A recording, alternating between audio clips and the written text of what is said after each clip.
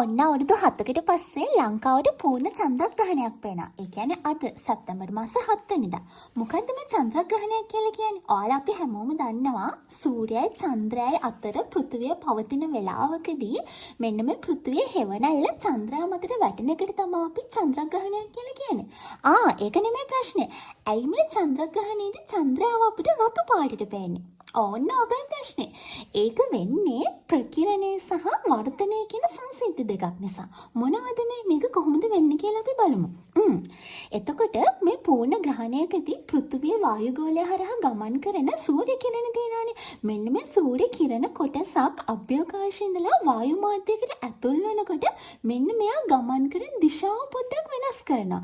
ඔන්න ඔකට තමයි අපි වර්ධනය කියලා කියන්නේ. එහෙම වර්ධනය වෙලා අපගමනය වෙච්ච ආලෝකය වායුගෝලයට ගමන් කරද්දී ප්‍රකිරණයක් වෙනවා. මොකද්ද ප්‍රකිරණය කියන්නේ? ඒ කියන්නේ වායුගෝලයේ තියෙන වායු අණු වලින් සූර්ය කිරණ වල ශක්තිය අවශෝෂණය කරගෙන ආයෙත් එක එක දිශාවලට විමෝචනය කරලා විසිරවලා හරින එකට තමයි ප්‍රකිරණය කියන්නේ. එතකොට ඔයාලා හැමෝම දන්නවා සූර්යාලෝකනේ හැදලා තියෙන පාට 7කින් නේ. එතකොට මෙන්න මේ පාට 7ටම එක එක විදිහට තමයි මෙයාලා ප්‍රකිරණය වෙන්නේ.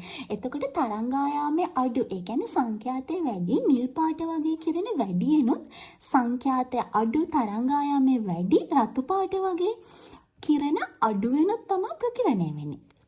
එතකොට මෙන්න මේ කිරණ ඔක්කොම සුදු ආලෝකයෙන් වායුගෝලයට ඇතුල් වුණාට වායුගෝලයේදී නිල් පාට ආලෝකයෙන් වැඩියෙන් ප්‍රකිරණය වෙලා වායුගෝලයෙන් එළියට ගමන් කරන්නේ රතු පාට ඒවා. අන්න ඒ නිසා තමයි චන්ද්‍රයාට මේක වැටුනහම එයාව රතු පාටට පේන්නේ.